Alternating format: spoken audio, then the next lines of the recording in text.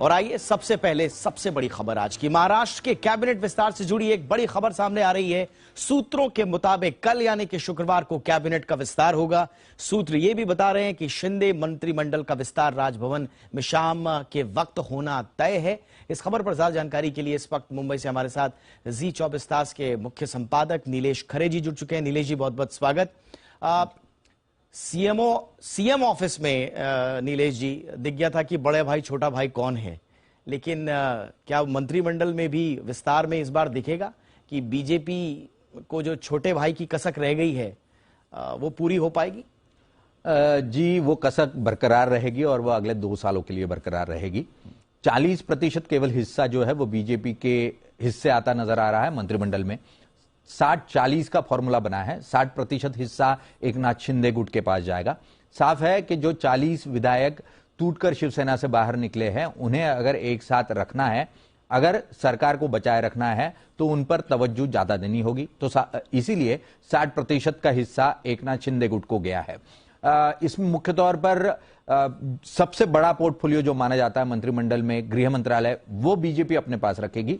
दूसरा, जो कि गृह मंत्रालय के बाद सबसे बड़ा इंपॉर्टेंट मंत्रिमंडल होता है और वो होता है मंत्रालय होता है, वो अर्बन डेवलपमेंट होता है, जिसमें कि सबसे ज्यादा पैसा देखा जाता है। तो अर्बन डेवलपमेंट एकनाथ शिंदे के पास होगा।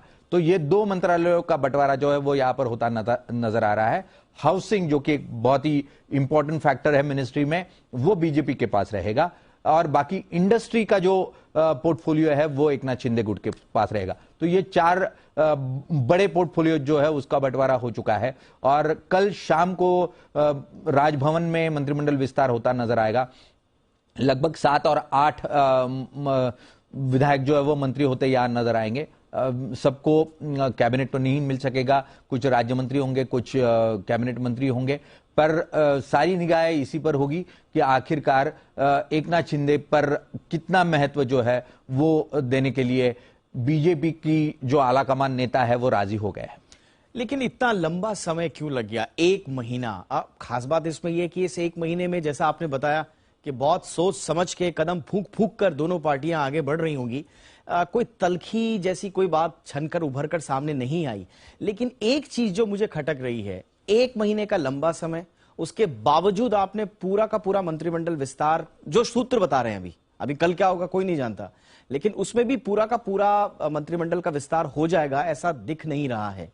तो इतना समय क्यों लग रहा है? दीपक, जैसे कि हमने कहा कि 7 और 8 यानी 15 मंत्री जो है वो नए जुड़ते नजर आएंगे और 47 मंत्री बनाने की अनुमति है महाराष्ट्र में। तो ऐसे में 21 सीटें जो है वो खाली रखती नजर आ रही है एकनाथ शिंदे की ये सरकार। साफ है कि लोग जो नाराज होंगे उनको साथ रखने के लिए यह प्रयास होगा कि हाँ, सीटें खाली है, आपको एडजस्ट कर लिया जाएगा। पर इसी के साथ सबसे बड़ा सवाल जो है वो कानूनी पेच है। सुप्रीम कोर्ट में जो मामला है उसमें किसी भी प्रकार का फैसला आ सकता है। अगर कानूनी तौर पर कहा जाए तो यह सरकार अब तक गैर कानूनी है, जब तक सर्वोच्च न्यायालय कोई अहम फैसला नहीं दे देता, क्योंकि ये पूरा कॉन्स्टिट्यूशनल पेच बना हुआ है और इस पेच को जब तक सुलझता नजर नहीं आएगा, कोई भी बड़ा फैसला यहां पर सरकार लेती नजर नहीं आएगी और इसीलिए ये 30 दिन का वक्त जो है वो जाया होते नजर आया। एक चीज और, आप उद्धव गुट की अगर हम बात करें, उनकी तरफ से जो एग्रेशन था, क्या वो सेटल डाउन हो चुका है पूरी तरफ से? संजय राउत मुश्किलों में है, उद्धव बीमार हैं, बहुत ज्यादा बयान भी उनकी तरफ से अब नहीं आ रहे हैं। तो क्या वो छटपटाहट जो थी, वो जो एग्रेशन था, वो आप सेटल डाउन होते हुए दिखाई दे रहे हैं, या कैबिनेट एक्सपेंशन के बाद एक और राउंड उद्धव ठाकरे की ओर से एग्रेशन के तौर पर दिखेगा? जी, मुख्य तौर पर शिवसेना का एग्रेशन हमेशा रास्तों पर नजर आता था। इस बार वो सुप्रीम कोर्ट में नजर आ रहा है। वो कानूनी दावपेच खेलने की तैयारी में ज्यादा नजर आ रहा है उद्धव ठाकरे, और उसी की तैयारी साफ तौर पर नजर आ रही है। बार बार जो नए नए पिटीशन सुप्रीम कोर्ट में शिवसेना द्वारा दायर हो रहे हैं, पर उसी के साथ शिवसेना आदित्य ठाकरे को आगे करते नजर आ रही है। शिवसेना ने आदित्य ठाकरे को महाराष्ट्र के दौरे पर भेजा है। खासा समर्थन जो है वो आदित्य ठाकरे के इस पूरे समर्थन रैली को मिल रहा है। तो शिवसेना का यही प्रयास है कि भले ही एक क्रीम नेताओं का गुट जो है वो चला गया हो, पर कार्यकर्ता अभी भी बचा हुआ है और इसी कार्यकर्ता को वो और एक बार थोड़ा प्रेरित करने को तैयार है और फिर एक बार शिवसेना को रिजुविनाइट करना, या तो वो प्रेरक जो है वो वापस लाने का प्रयास यहां पर होता नजर आ रहा है। एक आखिरी सवाल नीलेश जी, आप लंबे समय से महाराष्ट्र की राजनीति को देखते आए हैं, आपकी नजर किन बिंदुओं पर होगा कल? कोई चीज जो आप खास तौर से देखना चाहें एक्सपेंशन में? जी, मुख्य तौर पर एक्सपेंशन में यही देखना होगा कि एकनाथ शिंदे किन किन लोगों को मंत्रिमंडल में शामिल करते हैं, क्योंकि भले ही वो 7 या 8 ही लोगों को शामिल कर ले, पर नाराज होने वाले कौन होंगे वो बड़े अहम होंगे, और नाराजगी वहां तक भी पहुंच सकती है कि वो वापस जाकर मातोश्री से ना मिल जाए।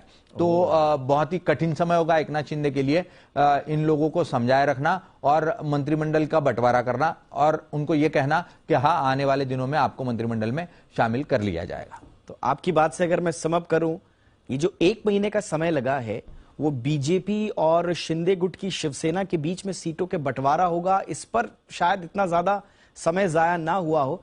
शिंदे गुट के भीतर किसको मंत्री बनाए, किसको छोड़ दे, शायद उस पर ज्यादा मंथन हुआ होगा।